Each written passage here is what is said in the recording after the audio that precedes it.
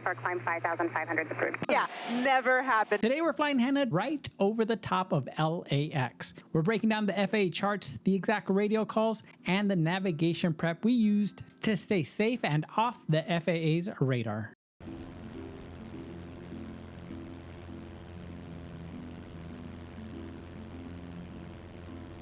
Let's talk really quick about how we're actually going to fly this route. We're leaving today out of Corona. We're going to head due west. After passing Santa Ana Canyon, we'll contact SoCal departure, which will eventually tell us to go direct Seal Beach, which is the VOR at Los Alamitos, and then we'll proceed on course. And at that point, they'll hand us over to go over to the LA Special Flight Rules frequency. Now, what is that? Let's look at that document. So if you're in ForeFlight, you can go to FAA Drives, go to the bottom, Visual Chart Supplement, and then check the Los Angeles TAC Supplemental. And the first thing you'll see is that there's 6 pages. So why are there 6 pages? There's a Coliseum route, the mini route, Hollywood Park route, coastal route, but let's go to the LA Special Flight Rules area, which is popular because you do not need ATC clearance. All those other routes you do. First, we are flying at 4,500 feet because we are going northwesterly, which is coming from the bottom this way. And then if you look at the lateral limits, that pretty much puts us here in this box right here. Well, how do we follow this route? If you look up here, we have the VOR DME for Santa Monica. You put that on your OBS at 110.8, and then you put it on the radio of 132.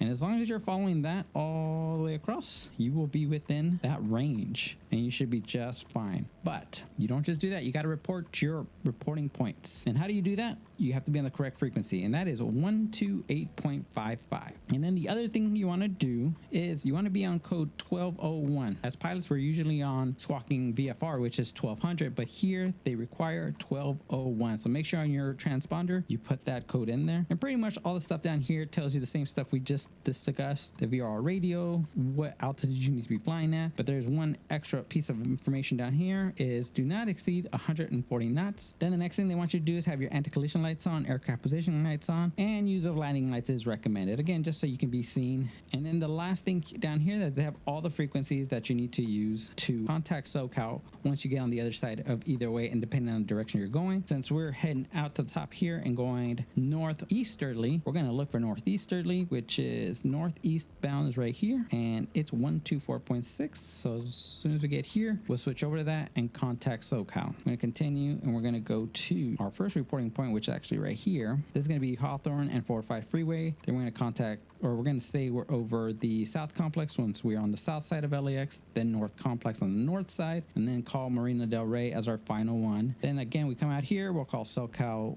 departure or approach and get our flight following back to Corona, which as soon as we do, we'll be able to get into this Charlie right here, because if we don't, this airspace is 4,800 to 3,000, and this airspace shelf of the Bravo is 5,000. That gives us about only 200 feet of clearance. The next thing we'll do is pretty much we'll just go all the way back, staying under the Bravo right here, and coming all the way back to Corona. And that's it. That is the LA Special Flight Rules circuit. When I first learned about the Los Angeles Special Flight Rules area as a student, I was overwhelmed with all the rules. But just like the San Diego Bay tour, after flying it once, we realized it's really easy with proper planning. But the first thing I was confused about was how to get flight following to a location, not an airport. SoCal approach, Aero 139 Hotel, 7 miles west of Corona, VFR request. From 1939 Hotel, SoCal approach, Roger, squawk 0226 IDET. 0226 IDET, 39 Hotel. And the answer to that question is really just tell them in plain English what you're trying to do, which you're going to hear very shortly. But the other thing that I want to remind you guys is once you give them the information that they want, just sit back, be patient. They'll get back to you as soon as time allows. November 39 Hotel, radar contact north of John Wayne Airport. Say your destination and your type of aircraft. 39 Hotel, the P-28 Romeo Flying Golf, requesting flight following to the LA Special Flight Rules. We're going to go south to north. Copy, proceed, Seal Beach, VOR, then resume on navigation. All right, direct Seal Beach, VOR, then resume on navigation, 39 Hotel. All right, guys, so that's one thing that'll happen is that they'll possibly... Delta 3577 Juliet, level 55. Is that they can possibly divert you to Seal Beach, and then they want you to get away from the Bravo and then come back around. This has happened before to us. The first time we were not prepared. I wasn't prepared for it. So we were like trying to figure out what they meant, what's Seal Beach, what's the VOR, but For you guys, just know the Seal Beach VOR is Sierra Lima, India. 5,000 on Now, that first time where I was not ready to go to Seal Beach VOR because I had no idea where it was, what I should have asked for was an initial heading. What does this accomplish? Well, I'm heading in the general direction that ATC wants me to go in, giving me the time I need to look up the exact VOR. Admittedly, sometimes I forget ATC is there to help. We're on 19 and I do not exceed 250 knots. Not to exceed 250 knots, we're on 19. Southwest 1997, contact approach, or correction, 1697, contact approach 121.3. 213, good day, Southwest 1697. SoCal Cessna 836 X-ray 4000, and we have Juliet at Long Beach. Customer 8366 X-ray, SoCal approach, altimeter 29906, and descend and maintain 3000. Descend and maintain 3000, 2996 on the altimeter. 6 X-ray. SkyWest 5351, contact center on 132.85. 3285, you have a good night, SkyWest 5351. 39er Hotel, contact approach 127.2. 127.2, 39er Hotel. As you can tell, this is one of the busiest sectors in SoCal because you got Long Beach, Torrance, John Wayne, and there's a lot of student and commercial traffic. SoCal approach over 19er 39er Hotel, 4500, direct Seal Beach. 19er 39er Hotel, SoCal Long Beach, altimeter 29906. 2996, 39er Hotel. As we fly around SoCal, I'll share some interesting history about a few of the airports that are here today. But before we dive into the details, it's important to understand just how different Los Angeles Basin looked 80 to 100 years ago. At one point, the region likely had over 100 airfields, airports, dirt strips, and private flying fields spread across Southern California, including small neighborhood strips and military training fields. But as the area rapidly urbanized after World War II, many of them disappeared. In fact, a website called Abandoned and Little Known Airfield documents 47 airports that once existed in Los Angeles County alone.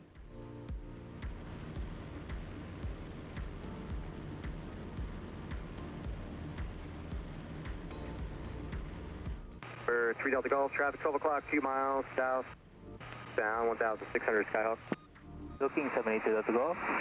Now, as we fly over Los Alamitos Army Airfield, one of the most interesting piece of history is that it's not just a quiet military airfield in Orange County. It actually helped launch a future astronaut into the record books. During World War II, it was built as a Navy aviation training base, but in 1957, Marine Corps Major John Glenn took off from Naval Air Station Los Alamitos in an F-8U Crusader on Project Bullet, flying coast to coast to New York in 3 hours and 23 minutes and 8.4 seconds, setting a transcontinental speed record. The flight also captured the first continuous panoramic photograph across the United States. So before John Glenn became the first American to orbit Earth, one of the most famous flights began right here in Southern California. For 3 Delta Golf, traffic, no factor, descend your discretion, contact Long Beach Tower 119.4, see ya. Contact Tower 782 Delta Golf, see ya.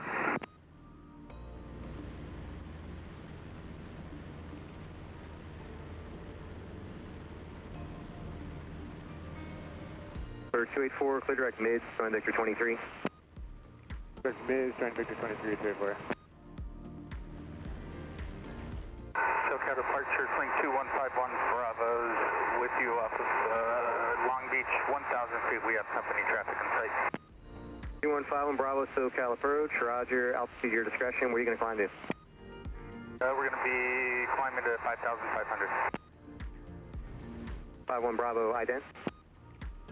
Now let's talk about Long Beach Airport because it feels like just another Southern California airport, but this field played a huge role in American aviation history starting in the 1940s. Aircraft built here by Douglas Aircraft Company helped power both commercial aviation and World War II with airplanes like the DC-3, DC-8, DC-9, and eventually the massive Boeing C-17 Globemaster III, which funny enough, my AMP actually worked on that project. Really cool to hear all the stories. but you can still get a glimpse and feel of that golden age aviation with its Art Deco terminal. And don't forget, if you want to know how to fly in and out of not only Long Beach, but the next two airports we'll see, which is LAX and Santa Monica, we'll put a link to those videos below.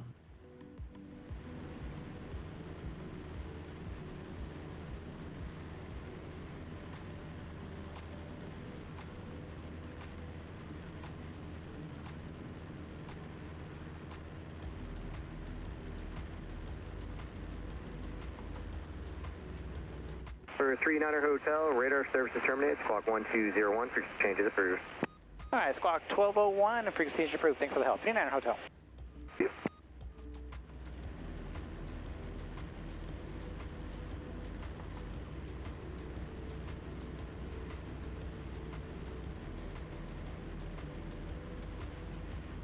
Now we're going to get really close to the LA Special Flight Rules area, and once we get to what's Waypoint Hawthorne and 405 Freeway, we'll start making our position reports for the local traffic that's transitioning that area. So that'll probably be in another couple of minutes. So below us is the LA River, and at one point it was actually a wild and natural river, but after the flood of 1938, the Army Corps of Engineers began encasing huge portions of the river in concrete, which is why it looks the way it does today. But there is an aviation connection. Before GPS, early pilots used to use it to navigate around the basin. All right, so at this point, guys, we are set with the frequency for the special flight rules. And we made sure to have the north side of the flight rules ready for TRACON, which is 124.6. So as soon as we get past LAX, we can give them a call and try to get in on possibly busy radio communication happening and get our clearance so we can go into the Burbank Bravo. And it is bumpy today. Now, I might have misspoke when I said clearance into the Charlie. So as to make this as accurate as possible, to get into the Charlie approach airspace, all you need is two-way communication with air traffic control. So as long as we're talking to TRACON, we're all good to go.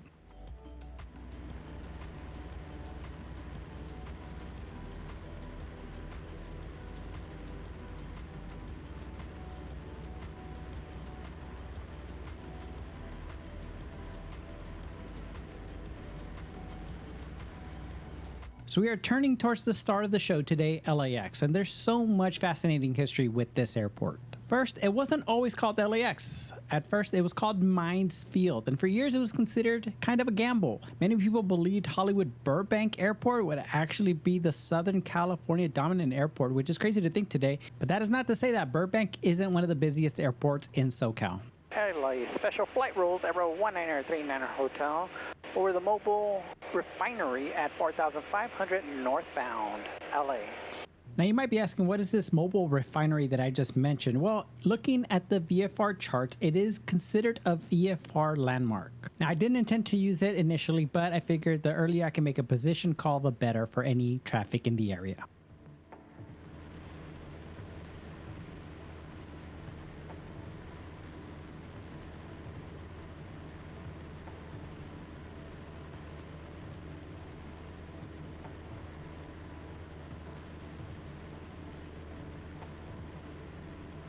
All right, so back to LAX. So you would think that after Mines Field, the name would be then changed to LAX, but that's not the case. Early airport identifiers only used 2 letters, so the airport was originally just LA. The X was added later when aviation identifiers standardized to 3 letters.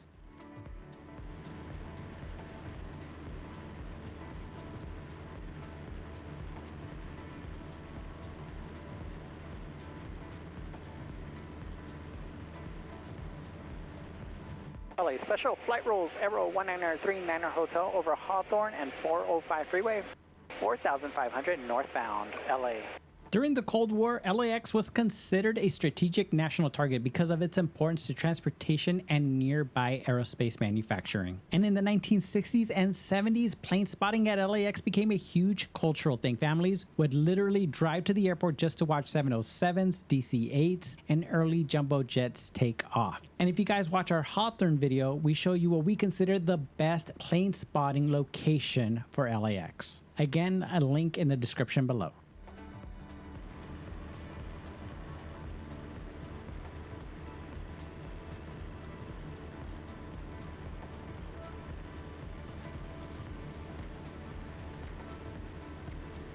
One of the craziest changes, the airport originally had fewer terminals and much shorter runways. As jets got bigger and heavier, LA had to massively expand and reshape the entire airfield multiple times. Which makes sense because in the 1930s, the airport was basically isolated farmland. Pilots flying in often described it as landing in the middle of nowhere compared to downtown Los Angeles. I mean, looking at this airport today, it's hard to imagine that it was ever isolated.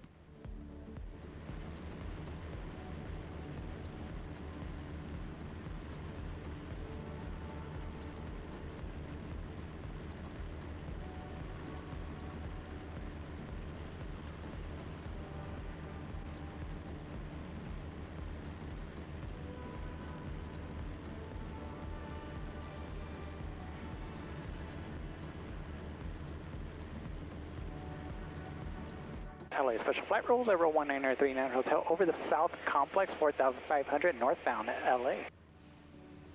Beneath the airport is an enormous network of tunnels and utility corridors that most passengers never realize exist. Some were built for baggage systems, utilities, and secure movements around the terminals. All I know is that one day we're gonna find a way to get a tour of all of that. The theme building is that spaceship-looking structure that's very famous and almost iconic for LAX. It opened in 1961 and eventually it would turn into a restaurant called Encounter, but the building was heavily damaged during the 1992 Los Angeles riots. The building was repaired, but in 2013, Encounter Restaurant permanently closed and hasn't reopened since. Northwest bound over Torrance, LA Special. LA Special Flight Rules, Aero 19039 Hotel over the North Complex, 4500 northbound LA. The first time I ever went up with Roger when he was doing his PPL was at night for a birthday flight over LAX with Justin, of course. Justin. It was awesome. And it was incredible. This whole place just twinkles. Well, that was the first time you ever flew with me. Yeah. And that's when I knew I loved flying. Yep.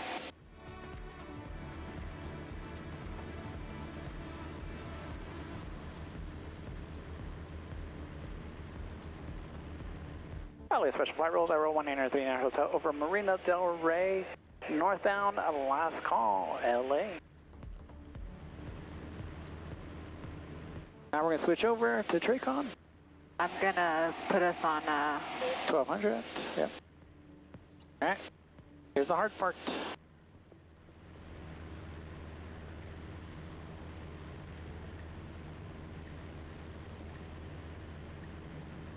SoCal approach over 19039 Hotel, 2 miles south of Santa Monica, VFR request. November 19039 Hotel, SoCal approach, Burbank altimeter 29999, what's your request? 39 Hotel, the P28 Romeo Slant Golf requesting flight following to Corona, Alpha Juliet Oscar, 5,500. Now, as we wait for TRACON to get back to us, a little history on an airport that's very important, not only to SoCal, but aviation itself. Now, one of the biggest hidden stories is that the airport became the birthplace of Douglas Aircraft Company. Douglas built the aircraft starting in the 1920s, and the field quickly became one of the most important aircraft manufacturing sites in the country. I mean, the DC-3 in particular completely changed airline travel worldwide and is still considered one of the most important aircraft ever made. And one of the most fascinating stories about this airport is that during World War II, it was heavily camouflaged to hide it from potential enemy attacks. The Douglas plant next to the airport was so important to the war effort that engineers built fake neighborhoods and streets on top of parts of the factory to disguise it from the air. November 39 Hotel, squawk 0274. 0274, 39 Hotel. November 0 Victor Sierra, radar contact 3 miles northeast of Santa Monica Airport, 2,500. What altitude will you be climbing to? Initially 2,500. We're going to step it up here in a little bit for airspace. November 7 Lima Whiskey, traffic 12 o'clock, 1 mile westbound 7,700, climbing to 9,000, restricted below you, Cirrus. Okay, looking for that traffic, 7 Lima Whiskey.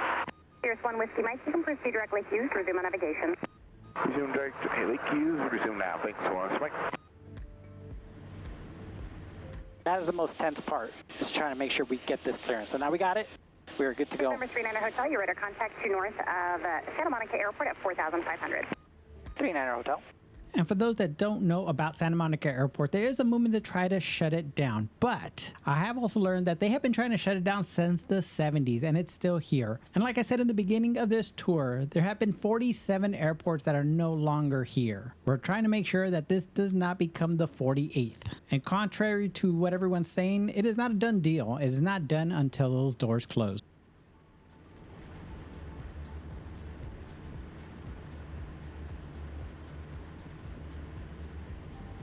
Approach 1, Tango Bravo. Any way we can get divert to Chino for touch and go?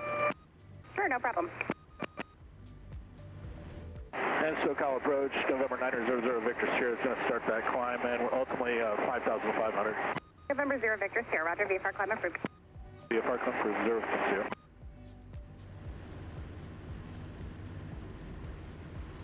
We're going to climb to 55. 39er Hotel, on that heading, you're cruise to the Bravo, VFR climb 5,500 approved. 5,500 approved into and cleared into the LA Bravo. 39er Hotel, thank you. That's never happened. Oh my God. Of course, the first time we decided to film this, we finally, not only do we pick up flight following super easy, you guys hear how busy the radios are, but we get cleared through the Bravo. Oh my God, I was tongue-tied. I was so excited. I was like, ah! Yeah, never happened as many times as we've ever flown this. Oh my God. That's so awesome. And yes, we did get cleared to climb into the Los Angeles Bravo shelf as long as we were heading away from the final approach. But that does it. That's it. That's all there is to it. So if you're visiting, it's an easy way to transition the LA Basin and get an amazing view of LAX. And if you live here, it's an amazing way to sightsee at home. So we hope you guys enjoyed the views, the radio chatter, but most importantly, the history, because Los Angeles at one point was Mecca for aviation.